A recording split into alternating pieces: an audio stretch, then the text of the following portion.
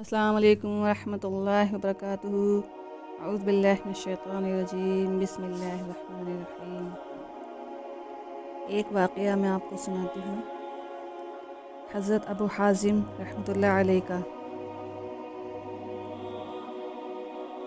ایک مرتبہ سلیمان بن عبد الملک رحمۃ اللہ علیہ مدینہ طیبہ پہنچ کر اور چند روز قیام کیا تو لوگوں سے دریافت کیا کہ مدینہ طیبہ میں اب کوئی ایسا آدمی موجود ہے جس نے کسی صحابی کی صحبت پائی ہو؟ لوگوں نے بتلایا، ہاں، ابو حازم رحمۃ اللہ علیہ ایسے شخص ہیں۔ سلیمان نے اپنا آدمی بھیج کر ان کو بلوا لیا۔ جب وہ تشریف لائے تو سلیمان رحمۃ اللہ علیہ نے کہا، اے ابو حازم، یہ کیا بے مروتی اور بے وفائی ہے؟ ابو حازم رحمۃ اللہ علیہ نے کہا، آپ نے میری کیا بے مروتی اور بے وفائی دیکھی ہے؟ سلیمان رحمۃ اللہ علیہ نے کہا کہ مدینہ کے سب مشہور لوگ مجھ سے ملنے آئے، آپ نہیں آئے۔ ابو حازم نے کہا، امیر المومنین، میں آپ کو اللہ کی پناہ میں دیتا ہوں اس سے کہ آپ کوئی ایسی بات کہیں جو واقعے کے خلاف ہے۔ آج سے پہلے نہ آپ مجھ سے واقف تھے اور نہ میں نے کبھی آپ کو دیکھا تھا۔ ایسے حالات میں خود ملاقات کے لیے آنے کا کوئی سوال ہی پیدا نہیں ہوتا۔ بے وفائی کیسی؟ سلیمان رحمۃ اللہ علیہ نے جواب سن کر ابن شہاب زہری رحمۃ اللہ علیہ اور حاضر بن مجلس کی اور حاضرین مجلس کی طرف التفات کیا تو امام زہری رحمۃ اللہ علیہ نے فرمایا کہ ابو حازم نے صحیح فرمایا، آپ نے غلطی کی۔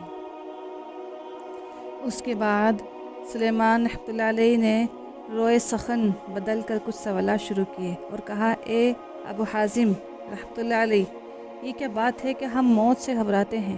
آپ نے فرمایا، وجہ یہ ہے کہ آپ نے اپنی آخرت کو ویران اور دنیا کو آباد کیا ہے، اس لیے آبادی سے ویرانے میں جانا پسند نہیں۔ سلیمان رحمۃ اللہ علیہ نے تسلیم کیا اور پوچھا کہ کل اللہ تعالیٰ کے سامنے حاضری کیسے ہوگی؟ فرمایا کہ نیک عمل کرنے والا تو اللہ تعالیٰ کے سامنے اس طرح جائے گا جیسا کوئی مسافر سفر سے واپس اپنے گھر والوں کے پاس جاتا ہے، اور برے عمل کرنے والا اس طرح پیش ہوگا جیسے کوئی بھاگا ہوا غلام پکڑ کر آقا کے پاس حاضر کیا جائے۔ سلیمان رحمۃ اللہ علیہ یہ سن کر رو پڑے اور کہنے لگے، کاش ہمیں معلوم ہوتا کہ اللہ تعالیٰ نے ہمارے لیے کیا صورت تجویز کر رکھی ہے۔ ابو حازم نے فرمایا کہ اپنے اعمال کو اللہ کی کتاب پر پیش کرو تو پتہ لگ جائے گا۔ سلیمان رحمۃ اللہ علیہ نے دریافت کیا کہ قرآن کی کسی آیت سے یہ پتہ لگے گا؟ کس آیت سے یہ پتہ لگے گا؟ فرمایا، اس آیت سے۔ یعنی کون سی آیت؟ ان الابرار لفی نعیم و ان الفجار لفی جحیم، یعنی بلا شبہ نیک عمل کرنے والے جنت کی نعمتوں میں ہیں اور نافرمان گناہ شعار دوزخ میں۔ سلیمان نے کہا کہ اللہ تعالیٰ کی رحمت تو بڑی ہے، وہ بدکاروں پر بھی حاوی ہے۔ فرمایا، ان رحمت اللہ قریب من المحسنین، یعنی اللہ تعالیٰ کی رحمت نیک عمل کرنے والوں سے قریب ہے۔ سلیمان رحمۃ اللہ علیہ نے پوچھا، اے ابو حازم رحمۃ اللہ علیہ، اللہ کے بندوں میں سب سے زیادہ کون عزت والا ہے؟ فرمایا، وہ لوگ جو مروت اور عقل سلیم رکھنے والے ہیں۔ پھر پوچھا کہ کون سا عمل افضل ہے؟ تو فرمایا کہ فرائض اور واجبات کی ادائیگی حرام چیزوں سے بچنے کے ساتھ۔ پھر دریافت کیا کہ کون سی دعا زیادہ قابل قبول ہے؟ تو فرمایا کہ جس شخص پر احسان کیا گیا ہو اس کی دعا اپنے محسن کے لیے زیادہ قابل قبول ہے۔ پھر دریافت کیا کہ صدقہ کون سا افضل ہے؟ تو فرمایا کہ مصیبت زدہ سائل کے لیے باوجود اپنے افلاس کے جو کچھ ہو سکے اس طرح خرچ کرنا کہ نہ اس سے پہلے احسان جتائے اور نہ ٹالم ٹول کر کے ایذا پہنچائے۔ پھر دریافت کیا کہ کلام کون سا افضل ہے؟ تو فرمایا کہ جس شخص سے تم کو خوف ہو یا جس سے تمہاری کوئی حاجت ہو اور امید وابستہ ہو، اس کے سامنے بغیر کسی رو رعایت کے حق بات کہہ دینا۔ پھر دریافت کیا کہ کون سا مسلمان سب سے زیادہ ہوشیار ہے؟ فرمایا، وہ شخص جس نے اللہ تعالیٰ کی اطاعت کے تحت کام کیا ہو اور دوسروں کو بھی اس کی دعوت دی ہو۔ پھر پوچھا کہ مسلمانوں میں کون شخص احمق ہے؟ فرمایا وہ آدمی جو اپنے کسی بھائی کی اس کے ظلم میں امداد کرے، یعنی اس کی ہیلپ کرے، جس کا حاصل یہ ہوگا کہ اس نے دوسرے کی دنیا درست کرنے کے لیے اپنا دین بیچ دیا۔ سلیمان رحمۃ اللہ علیہ نے کہا کہ صحیح فرمایا۔ اس کے بعد سلیمان نے اور واضح الفاظ میں دریافت کیا کہ ہمارے بارے میں آپ کی کیا رائے ہے؟ ابو حازم رحمۃ اللہ علیہ نے فرمایا کہ مجھے اس سوال سے معاف رکھیں تو بہتر ہے۔ سلیمان رحمۃ اللہ علیہ نے کہا کہ نہیں، آپ ضرور کوئی نصیحت کا کلمہ کہیں۔ تو ابو حازم رحمۃ اللہ علیہ نے فرمایا اے امیر المومنین، تمہارے آبا و اجداد نے بزور شمشیر لوگوں پر تسلط کیا، یعنی زبردستی ان کی مرضی کے خلاف ان پر حکومت قائم کی اور بہت سے لوگوں کو قتل کرایا، اور یہ سب کچھ کرنے کے بعد وہ اس دنیا سے رخصت ہو گئے۔ کاش آپ کو معلوم ہوتا کہ اب وہ مرنے کے بعد کیا کہتے ہیں اور ان کو کیا کہا جاتا ہے۔ سمجھ گئے؟ یہی یعنی سلیمان رحمۃ اللہ علیہ نے پھر سوال کیا کہ اچھا اب ہمارے درست ہونے کا کیا طریقہ ہے، یعنی ان کی باتیں ان کے دل پر اثر کر گئیں۔ تو پھر کیا پوچھا کہ پھر ہمارے درست ہونے کا کیا طریقہ ہے؟ فرمایا کہ تکبر چھوڑ دو، مروت اختیار کر لو، اور حقوق والوں کو ان کے حقوق انصاف کے ساتھ تقسیم کر دو۔ سلیمان رحمۃ اللہ علیہ نے کہا کہ ابو حازم رحمۃ اللہ علیہ، کیا ہو سکتا ہے کہ آپ ہمارے ساتھ رہیں؟ فرمایا خدا کی پناہ۔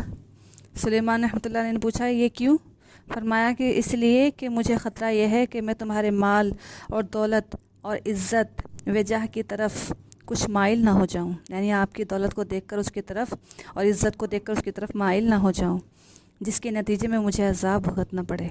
پھر سلیمان رحمۃ اللہ علیہ نے کہا کہ اچھا آپ کی کوئی حاجت ہو تو بتلائیے کہ ہم اس کو پورا کریں۔ فرمایا ہاں، ایک حاجت ہے کہ جہنم سے نجات دلا دو اور جنت میں داخل کر دو۔ سلیمان رحمۃ اللہ علیہ نے کہا کہ یہ تو میرے اختیار میں نہیں۔ فرمایا کہ پھر مجھے آپ سے اور کوئی حاجت مطلوب نہیں، یعنی میں آپ سے کوئی حاجت نہیں چاہتا۔ آخر میں سلیمان رحمۃ اللہ علیہ نے کہا کہ اچھا میرے لیے دعا کیجئے۔ تو ابو حازم رحمۃ اللہ علیہ نے یہ دعا کی، یا اللہ اگر سلیمان آپ کا پسندیدہ ہے تو اس کے لیے دنیا و آخرت کی بہتری کو آسان بنا دے، اور اگر وہ آپ کا دشمن ہے تو اس کے بال پکڑ کر اپنی مرضی اور محبوب کاموں کی طرف لے آ۔ سلیمان رحمۃ اللہ علیہ نے کہا کہ مجھے کچھ وصیت فرما دیں۔ ارشاد فرمایا کہ مختصر یہ ہے کہ اپنے رب کی عظمت اور جلال اس درجے میں رکھو کہ وہ تمہیں اس مقام پر نہ دیکھے جس سے منع کیا ہے، اور اس مقام سے غیر حاضر نہ پائے جس کی طرف آنے کا اس نے حکم دیا ہے۔ سلیمان نے اس مجلس سے فارغ ہونے کے بعد 100 گنیاں بطور ہدیہ کے ابو حازم کے پاس بھیجیں۔